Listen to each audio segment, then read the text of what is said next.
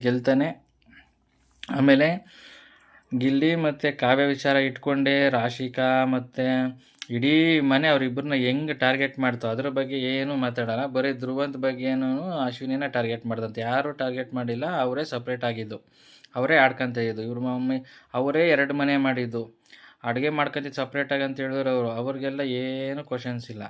ಇಡೀ season ಇವರಿಬ್ಬರನ್ನೂ target ಮಾಡ್ಕೊಂಡೇ ಬಂದರು. ಕಾವ್ಯ ಗಿಲ್ಲಿ, ಕಾವ್ಯ ಗಿಲ್ಲಿ, ಕಾವ್ಯ ಗಿಲ್ಲಿ ಅಂತ. ಅವ್ರು ಆಟ ಆಡ್ದೇನೇನು ಬಂದಿಲ್ಲ, ಆಡಿದ್ದಾರೆ. ಎಲ್ಲ ಗೇಮಲ್ಲಿ ಎಲ್ಲರೂ ಗೆಲ್ಲಕ್ಕಾಗಲ್ಲ.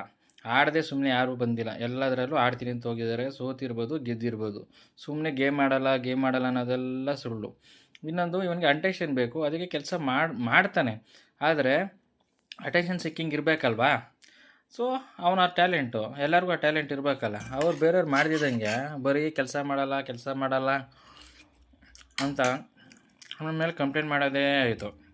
ಅವನೇ ಅದಕ್ಕೆಲ್ಲ ತಲೆ ಕೆಡ್ಸ್ಕೊಳಲ್ಲ. ಬಟ್ ಗಿಲ್ಲಿ ಗೊತ್ತು ಇಲ್ಲಿ ಮೈಂಡ್ ಗೇಮ್ ನಡೀತಾ ಇದೆ ಅಂತ ಬಿಟ್ಟು ಅವನೇನು ತಲೆ ಕೆಡ್ಸ್ಕೊಳಲ್ಲ. ಆದರೆ ಕಾವ್ಯಗೆ ಪಾಪ ಸುದೀಪ್ ಸರಿ ಸ್ಟೇಟ್ಮೆಂಟ್ ಮಾಡಿ, ಲಾಸ್ಟ್ ವೀಕು ಒಂದು ಸ್ಟೇಟ್ಮೆಂಟ್ ಕೊಟ್ಟು ಅವ್ರನ್ನ ಹರ್ಟ್ ಮಾಡಿದ್ರು. ಈ ಸರಿನೂ ಹಂಗೆ ಹೇಳಿ ಅವ್ರನ್ನ ಹರ್ಟ್ ಮಾಡ್ತಿದ್ದಾರೆ. ಪಾಪ ಹುಡುಗಿಗೆ ಕೆಟ್ಟಾದರೂ ಪರವಾಗಿಲ್ಲ, ಅಶ್ವಿನಿಗೂ ಧ್ರುವಂತಗೆ ಮಾತ್ರ ಒಳ್ಳೇದಾಗಬೇಕು. ಕಾವ್ಯದು ಹೋದರೆ ಪರವಾಗಿಲ್ಲ ಇವ್ರಿಗೆ, ಆ ಥರ. ಆ್ಯಕ್ಚುಲಿ ಕಾವ್ಯ ಏನೂ ತಪ್ಪು ಮಾಡಿಲ್ಲ. ಗಿಲ್ಲಿ ಅವರಿಬ್ಬರು ಒಳ್ಳೆ ಫ್ರೆಂಡ್ಸು. ಇವ್ರ ಮಾತುಗಳಿಂದನೇ ಅವ್ರಿಗೆ ಗೊಂದಲಕ್ಕೆ ಕೀಳಾಗ್ಬಿಟ್ಟು ಪಾಪ ಆ ಥರ ಆಗಿದ್ದಾಳೆ. ಏನು ಹೆದರ್ಕೊಳ್ಳೋಂಥದ್ದು ಏನಿಲ್ಲ. ಕಾವ್ಯಗೂ ಓಟ್ ಬರ್ತವೆ, ಗಿಲ್ಲಿಗೂ ಓಟ್ ಬರ್ತವೆ. ಬಟ್ ಗಿಲ್ಲಿನೇ ಗೆಲ್ಲೋದು, ಯಾರು ಏನೇ ಮಾಡಲಿ.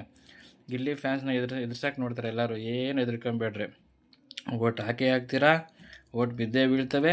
ಗಿಲ್ಲಿನೇ ಗೆಲ್ತಾನೆ. ಏನಪ್ಪ ಅಂದರೆ ಅವ್ರಿಗೆ ಹೊರಗಡೆ ನೆಗೆಟಿವ್ ಆಗಿರೋದನ್ನು ಇವ್ರಿಗೆ ಸ್ವಲ್ಪ ಏನೂ ಆಗಬಾರ್ದು ಅನ್ನೋ ಕಾರಣಕ್ಕೆ ಇವರು ಕವರಿಂಗ್ ಮಾಡಿರೋದಷ್ಟೇ. Thank you friends. Bye, see you.